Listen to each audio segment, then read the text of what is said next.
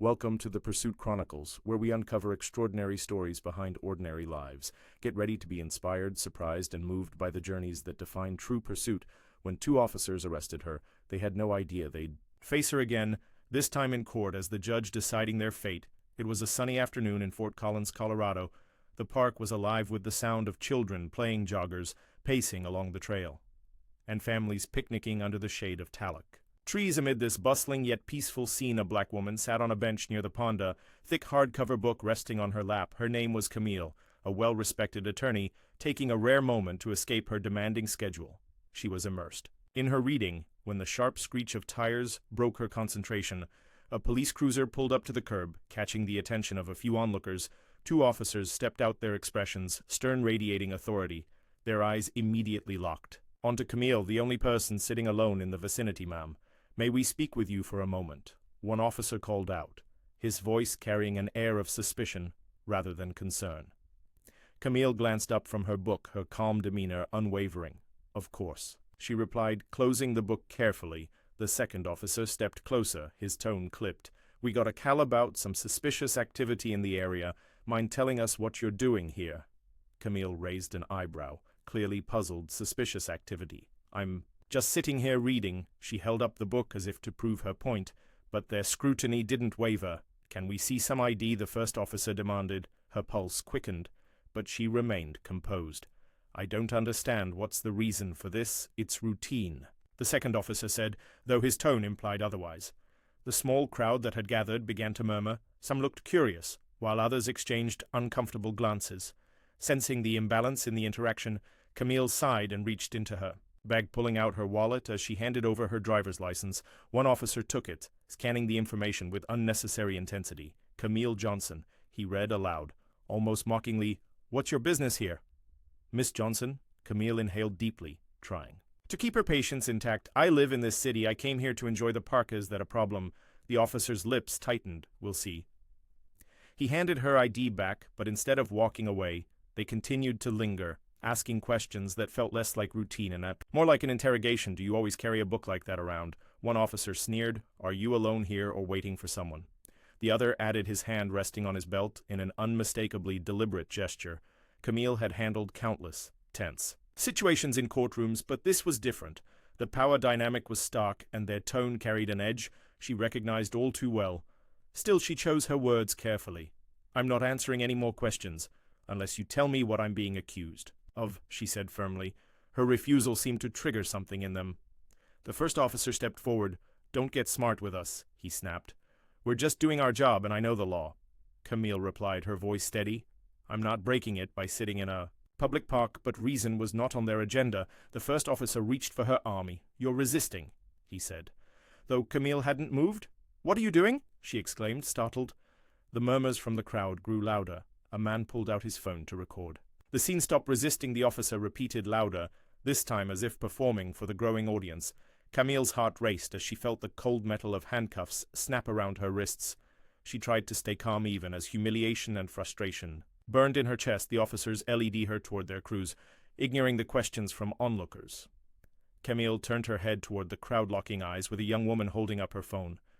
For a moment there was an unspoken exchange, a silent plea to document the injustice unfolding, but as the car door slammed shut, Camille knew this wasn't the end of the story. It was only the beginning. Inside the cramped back seat of the police cruiser, Camille's mind raced. She had spent years defending clients, standing up for justice and navigating the legal system, but now she was on the other side of it. The absurdity of the situation struck her, but there was no humor in it. Only anger.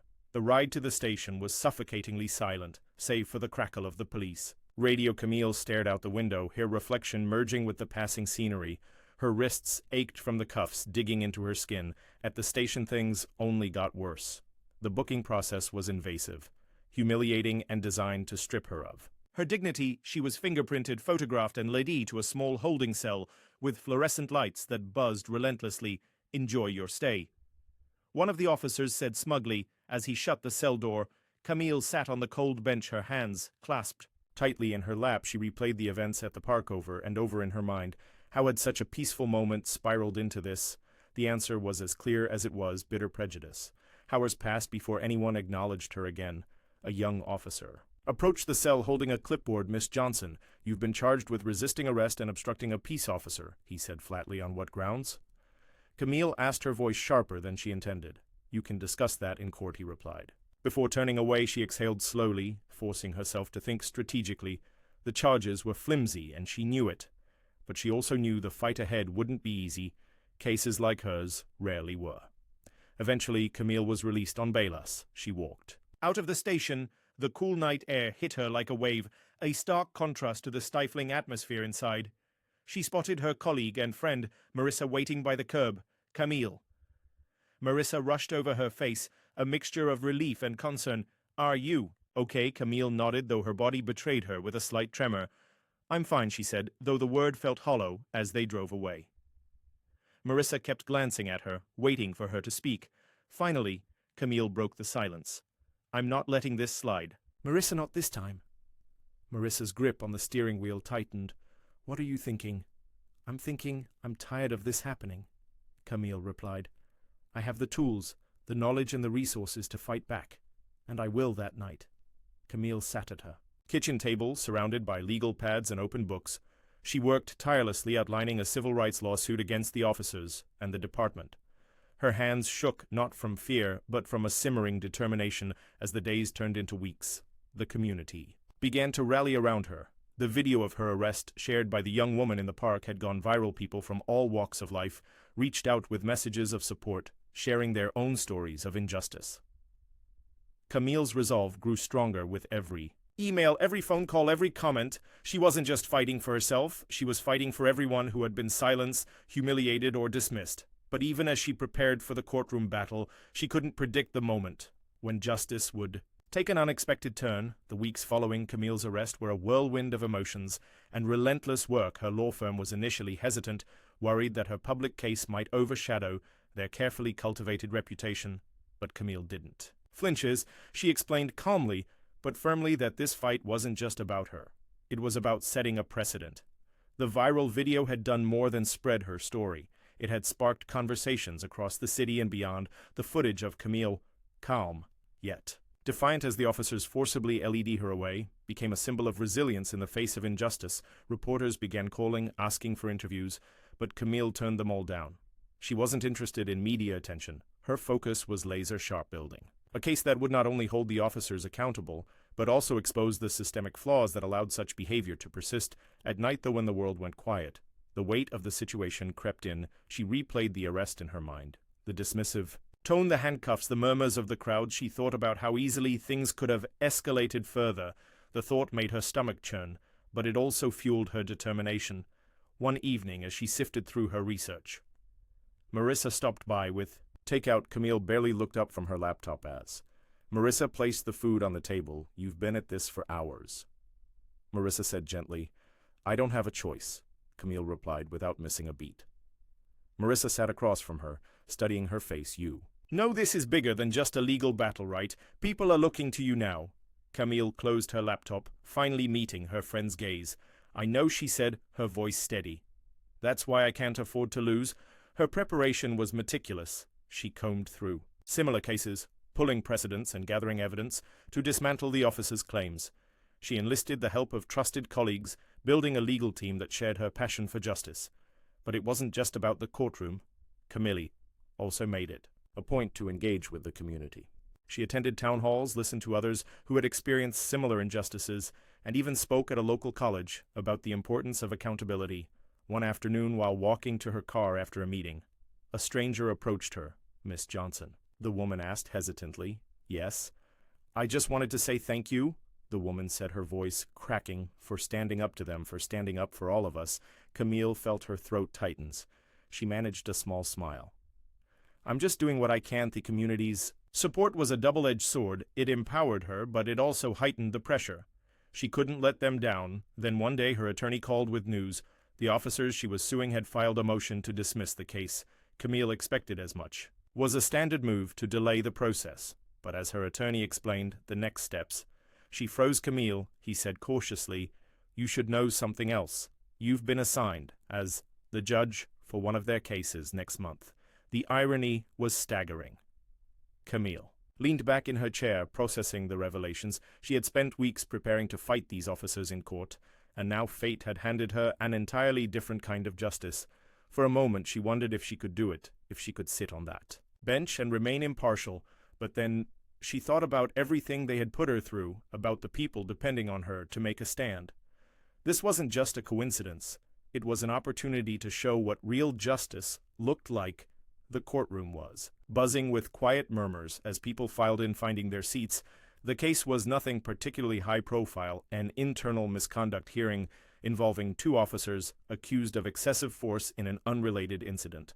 To most, it was just another day. In the justice system, the two officers, Carter and Daniel, sat at the defendant's table. Wearing their uniforms like armor, they leaned toward each other, speaking in low tones, their expressions indifferent, almost bored to them. This was routine. Another hurdle. To clear another case to brush aside, then the door to the judge's chambers opened, and the room fell silent. Camille stepped onto the bench, her black robe flowing behind her.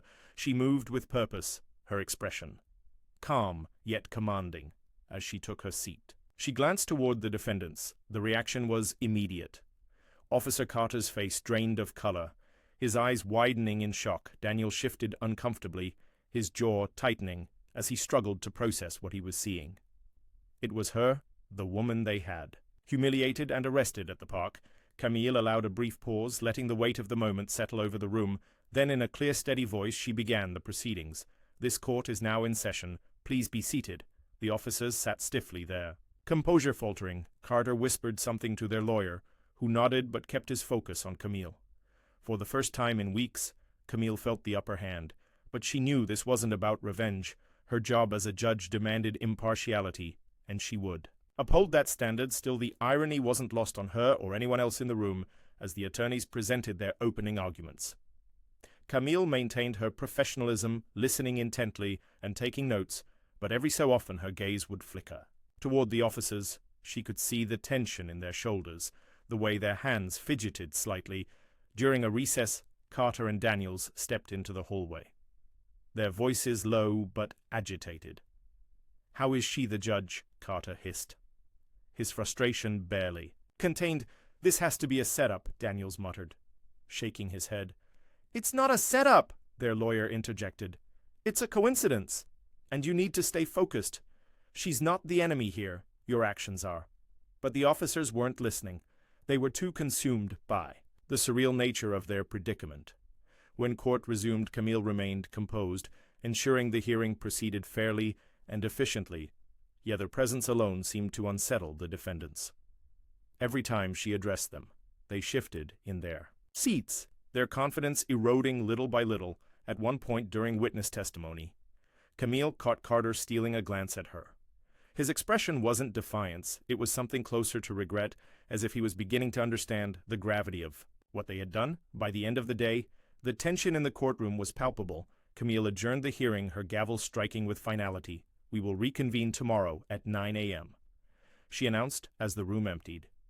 Camille lingered at her bench, organizing her notes. She could feel the weight of the officers' stares as they hesitated by the door, clearly debating whether to approach her. In the end, they didn't. They left quietly, their steps heavy with the realization that this was far from over.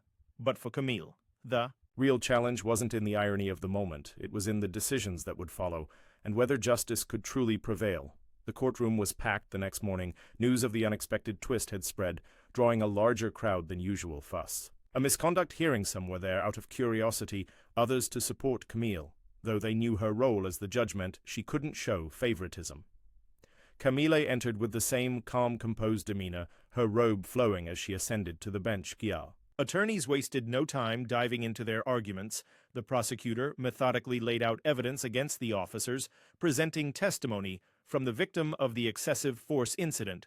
"Your Honor," the prosecutor said, "the officers' actions were not just a lapse in judgment, they were a blatant abuse of power. Their behavior reflects a pattern of disregard for the very people they are sworn to protect." Camille nodded, taking in every word, a pen gliding across her notepad.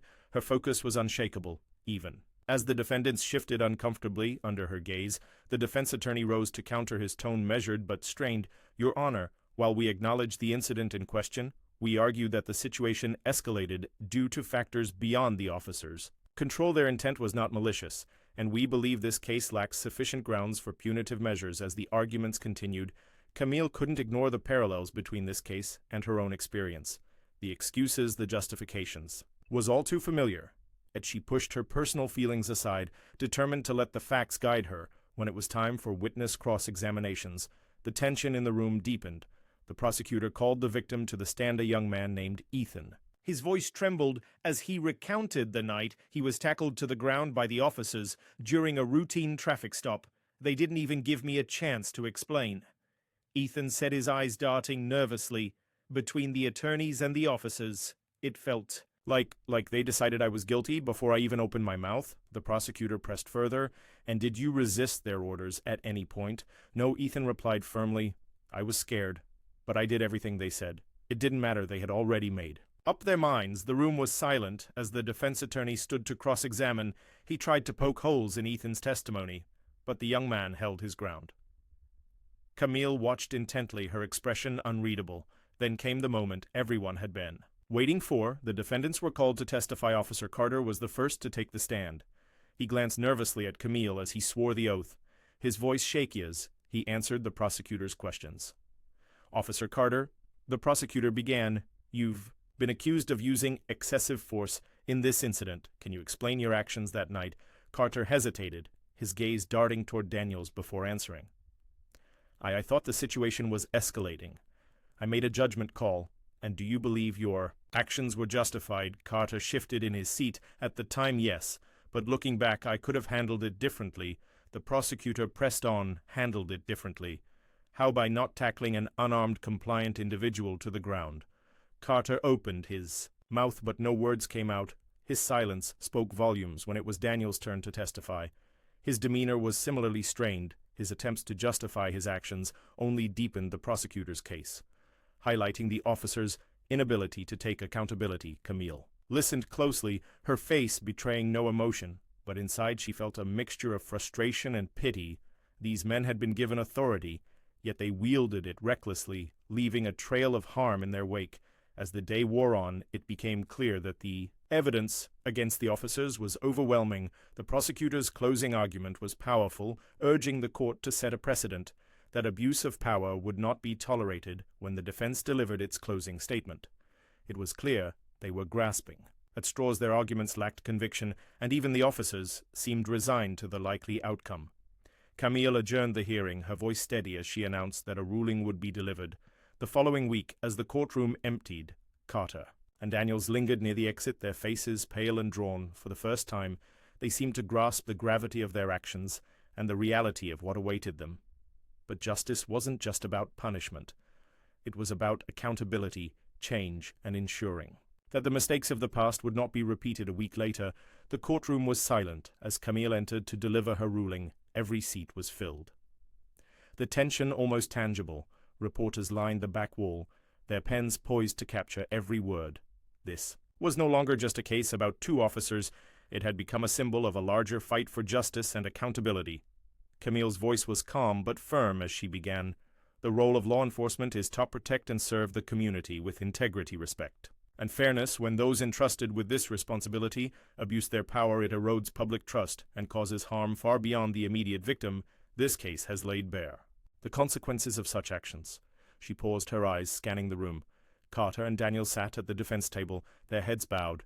The weight of her words was unmistakable. The evidence presented has demonstrated that officers Carter and Daniels acted with unnecessary force, disregarding the protocols they were sworn to uphold. Their actions were not only unjustified but indicative of a troubling pattern that must be addressed. Camille outlined the consequences: mandatory suspension without pay participation in extensive retraining programs, and a formal disciplinary record that would follow them. The ruling was firm but fair, striking a balance between accountability and the opportunity for reform. When she finished, Camille closed the case with a decisive gavel strike. This court is adjourned. The officers stood, their expressions somber as they prepared to leave. Before exiting, Carter hesitated and turned to Camille. Your Honor, he began, his voice barely audible. I'm sorry it wasn't enough to undo the harm, but it was a start. Camille nodded, acknowledging his words without offering absolution. True change, she knew, would come through actions, not apologies. As the courtroom emptied, Camille remained seated, taking a moment to reflect. She had seen justice served, But the victory felt bittersweet. For every case like this, countless others went unspoken, unresolved. Later that evening, Camille attended a community meeting at a local recreation center. The room was filled with people, eager to share their stories, their frustrations, their hopes. As she listened, she felt a renewed sense of purpose. One older woman approached her after the meeting, her voice trembling with emotion. "Thank you," she said, gripping Camille's hand tightly. "What you did in that courtroom, it means the world, too." As Camille smiled softly, "This is just the beginning. We have so much more work to do." The following week saw meaningful conversations between community leaders, law enforcement, and local activists. Camille used her platform to advocate for reform, emphasizing the need for transparency and accountability in policing. The case had sparked a ripple effect, not just in Fort Collins, but across the state. People began demanding change, pushing for policies that prioritized fairness and equality. For Camille, the journey wasn't about personal vindication. It was about ensuring that others wouldn't have to endure what she had. The fight for justice was ongoing, but moments like this reminded her that change, though slow, was possible. As she stood on the steps of the courthouse one afternoon watching a group of young activists gather for a peaceful rally, she felt a sense of hope. The system wasn't perfect, but with enough voices it could be pushed toward progress, and that, she thought, is the kind of justice worth fighting for. If you believe in the power of accountability and change, subscribe to our channel for more stories that inspire action and reflection. Let's work together to make the world a fairer place. Thanks for joining us on this episode of the Pursuit Chronicles. If you enjoyed the story, don't forget to like, share, and subscribe for more incredible journeys.